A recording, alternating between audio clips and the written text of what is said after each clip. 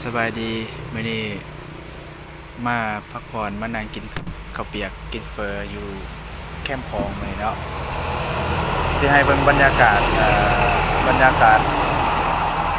แคมป์ทางเพราะว่ามันมีเสียงนั่นแหน่พี่น้อง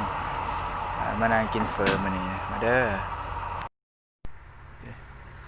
บรรยากาศอาหารเฟอแบบอยู่ป่าเลย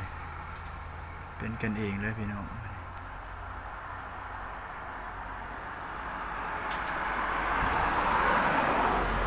ทางธรรมศาสตร์ดีผู้เดียวคือเก่าพี่น้องมื้อนี้มาเวียงแล้วก็มาแวะกินรถกะหลายได้ยินแต่เสียงรถแล่นเนาะมากินเฟอน้ำกันจังหน่อยเนาะกำลังสั่งอยู่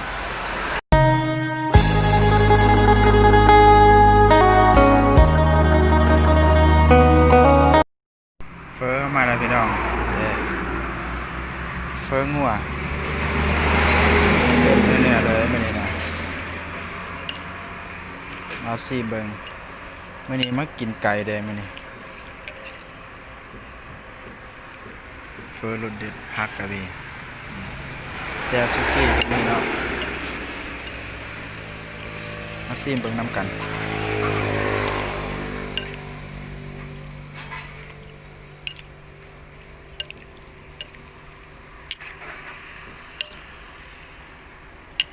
ซีเบิ่งก่อน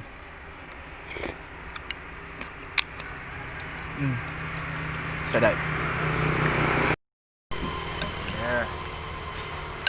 เฟอครับ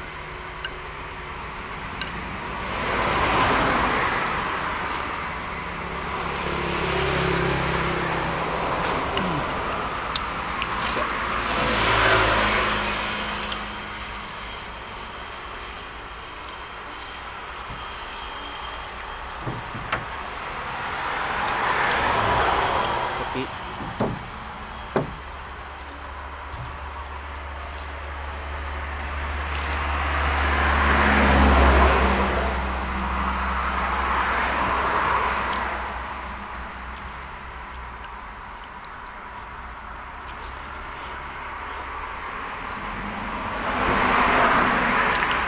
บ่ได้กินโดนแล้วใช่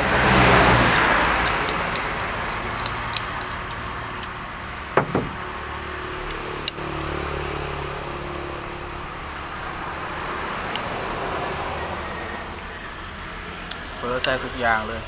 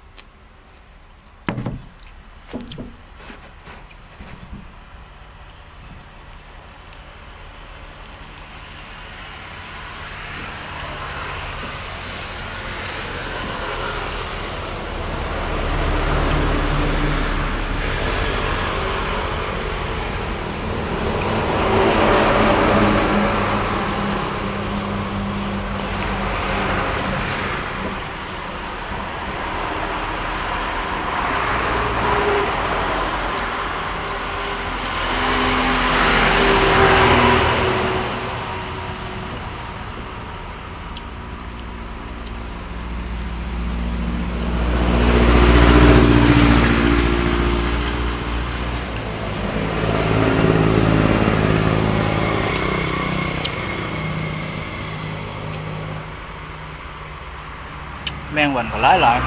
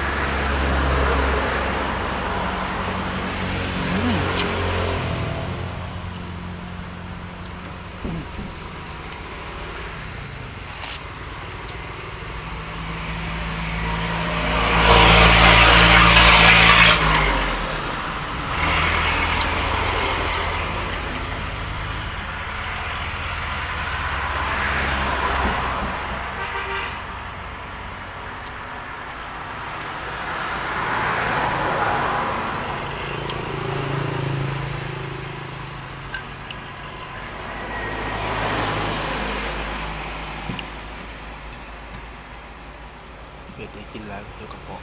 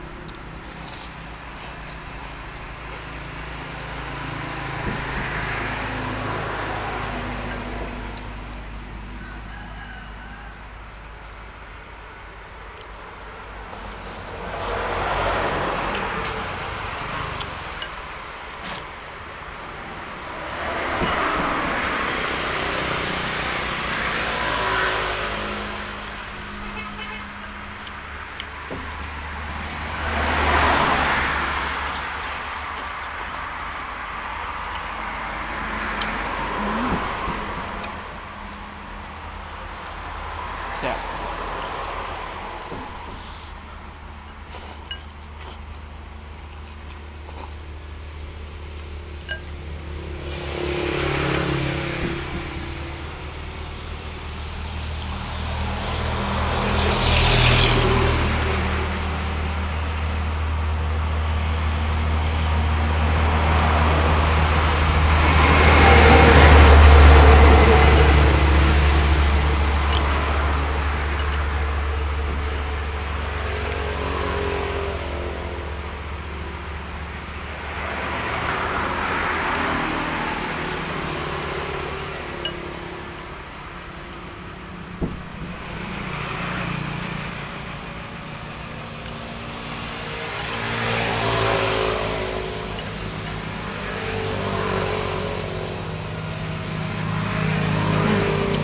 เสร็จแล้ว